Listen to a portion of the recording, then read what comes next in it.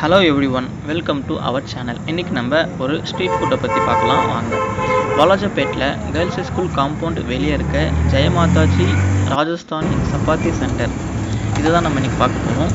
இவங்கக்கிட்ட 3 type of rotis இருக்குது. ஒன்று சுக்கா ரொட்டி இருக்குது, இன்னொன்று ஆலு பரோட்டா இருக்குது, இன்னொன்று கோபி பரோட்டா இருக்குது. சுக்கா ரொட்டி 10 rupees சார்ஜ் பண்ணுறாங்க, ஆலு 20 சார்ஜ் பண்ணுறாங்க, கோபி 35 சார்ஜ் பண்ணுறாங்க. இதுக்கு உங்கள் சைடிஷாக சென்னா மசாலா தராங்க, அப்புறம் ஸ்பைசி கிரேவி ஒன்று தராங்க, அப்புறம் ஒரு நார்த் இண்டியன் சட்னி ஒன்று தராங்க. நம்மளுக்கு எது வேணுமோ அது வாங்கிக்கலாம். ஜென்ரலாக நம்ம சென்னா மசாலாவை தாபாவில் இல்லை வேறு எதனா ரெஸ்டாரண்ட்டில் வாங்கணுனாலே 60 to 70 rupees மினிமம் சார்ஜ் பண்ணுவாங்க.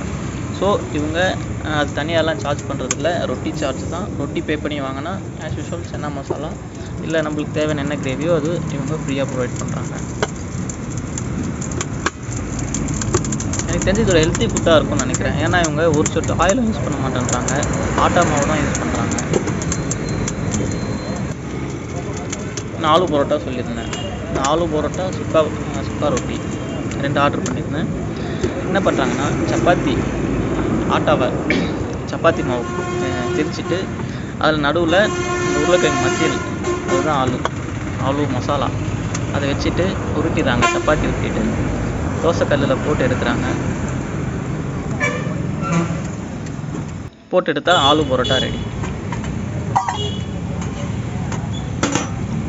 ஆலு பரோட்டாக்கு மட்டும் பட்டர் யூஸ் பண்ணுறாங்க. நார்மல் சுக்கா ரொட்டிக்கு ஒரு சொட்டு ஆயில் யூஸ் பண்ணுறது. சுக்கா ரொட்டினாலே அதுதான் ட்ரை ரொட்டின் மீனிங். அதுக்கு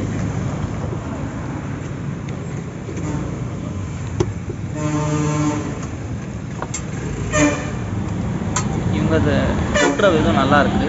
ஃபஸ்ட்டு தவாவில் போடுறாங்க, போட்டுட்டு அதுவே ஆல்ரெடி நல்லா பபுளாக வருது. அது அப்படியே டைரெக்டாக அந்த ஃபயரில் போட்டோன்னே நல்லா புஃப்னு அது எழுந்து வருது. சூப்பராக இருக்குது பார்க்குறதுக்கே. சப்பாத்தி அவ்வளோ சாஃப்டாக இருக்குது. 10 rupeesக்கு நல்லா ஒர்த்து.